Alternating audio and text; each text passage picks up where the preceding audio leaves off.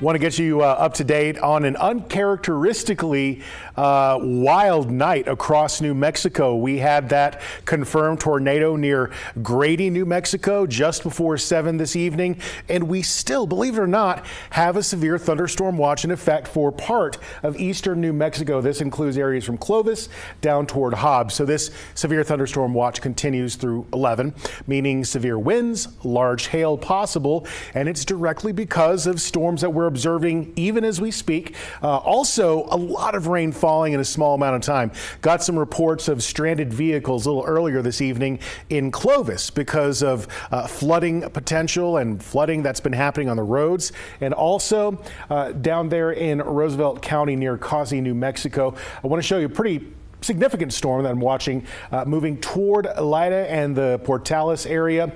This one is going to be generating a lot of wind. We're talking upwards of 60 miles per hour. Also hail up to golf ball, maybe even larger than that. As we zoom in, you can see that right here, the core of the storm continues to sort of move toward Floyd, a little bit toward the southwest, with hail size already recorded around 2 inches, which is approaching egg-sized hail. Now, as we look a little bit closer toward the Texas border, there's a strong storm to the east of Dora moving directly toward the state line, and also just south of Causey, that storm is moving on.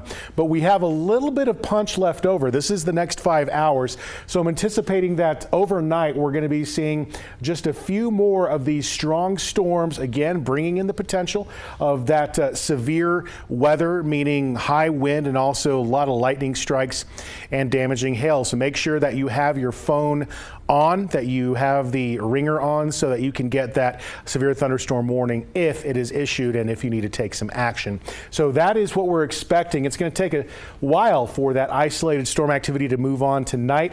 However, most of the state has been seeing really quiet and docile conditions for the last few days. We're talking about central and western New Mexico. That same pattern continues across the west and central area of the state. Meanwhile, this dry line, which has been responsible for initiating those strong storms, continues to impact eastern portions of the state for tomorrow and Friday and Saturday, and you're going to be seeing a trend here, and Sunday also. So what's happening is we have dry air just dominating West New Mexico. So if you are planning to do so many outings for Memorial Day weekend, keep in mind, if you're recreating outside across eastern New Mexico, there could be some severe storms, or at least strong storms, every afternoon into Memorial Day itself, which we'll be seeing the wetter pattern still across eastern New Mexico. But if you're going to be hanging out in the west part of the state or central New Mexico, well, it's looking a little bit quieter. So this is what we're expecting for tomorrow.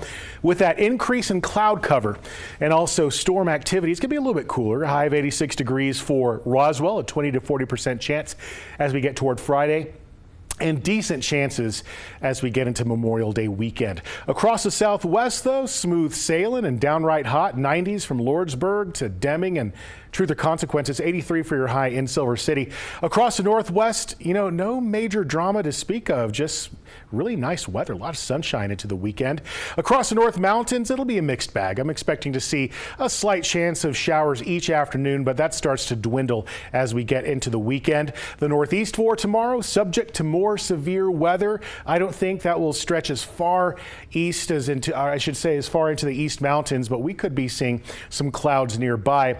Otherwise, for the Albuquerque metro, we're talking warm temperatures, mid to upper 80s, and that goes for Rio Rancho, where we will see mostly dry conditions, and Albuquerque getting us into Memorial Day.